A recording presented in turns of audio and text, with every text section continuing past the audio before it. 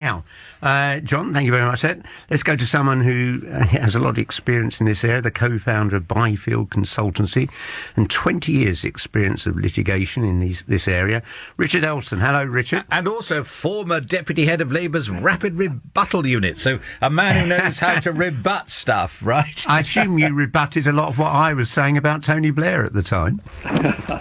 Ken, that's a long time ago now. But Richard, we're glad to have you on, and we mustn't mind us pulling your leg. This is what we do on our show. But look, the Thomas Cook, I mean, an object lesson as to how not to deal with things. But you know what I find so shocking about it?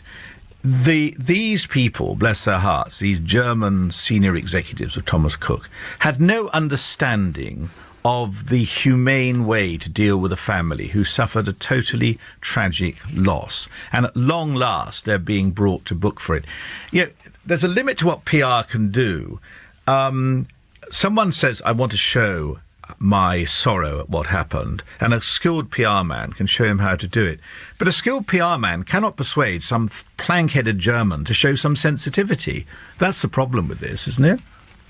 Well, yeah, I think it is. And really, for me, the real problem was how they dealt with this situation from the very beginning. You know, there they were in Corfu. They had this shocking tragedy in 2006.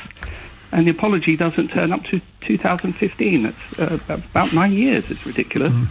And also, the way the family appeared to have been, you know, just so poorly treated right from the start. I read an account of how the father, after he recovered, was put on a plane by Thomas Cook, one of their own charter planes, sat down next to a family with children, you know, about the same age, excuse me, as his own children.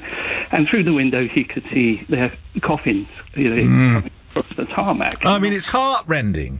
I just think it's absolutely shocking, because surely the thing to do is, the first thing any, I believe, company like Thomas Cook should have done was to really bend over backwards to look after the family. If you do that, actually, what you can get is the family on side, and it makes the whole thing going forward much better for everybody, particularly the family as well, because what they really wanted was, you know, a human response to this tragedy, not a corporate or legal one.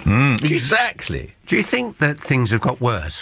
Do I have a rose-tinted view of the past when it seemed to be companies were better at dealing with these sort of problems, and now there's just an increasing arrogance, or am I being naive, or is it always this bad?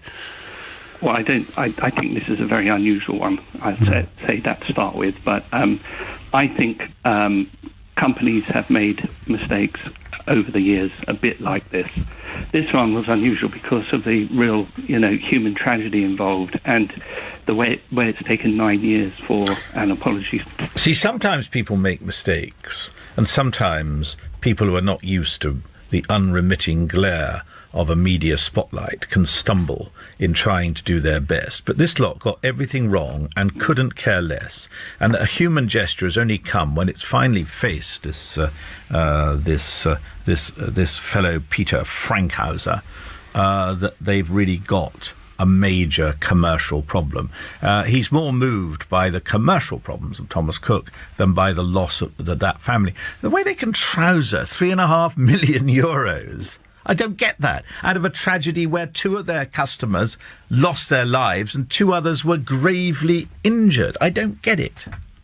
Well, you know, there are a whole series of huge PR blunders about all of this. Just at the inquest in May, earlier this month, the CEO said publicly that Thomas Cook had nothing to apologise for because the company had done nothing wrong. Now, I don't know about you, but I don't think that's a very sympathetic... Nor do I. But this is why, you know, I shouldn't keep on with this, but, you know, because we all know that Germany's moved on since certain events, but that is about as insensitive as you can get. It shows that somewhere deep in the psyche of these guys there's something they can't find a basic humanity here.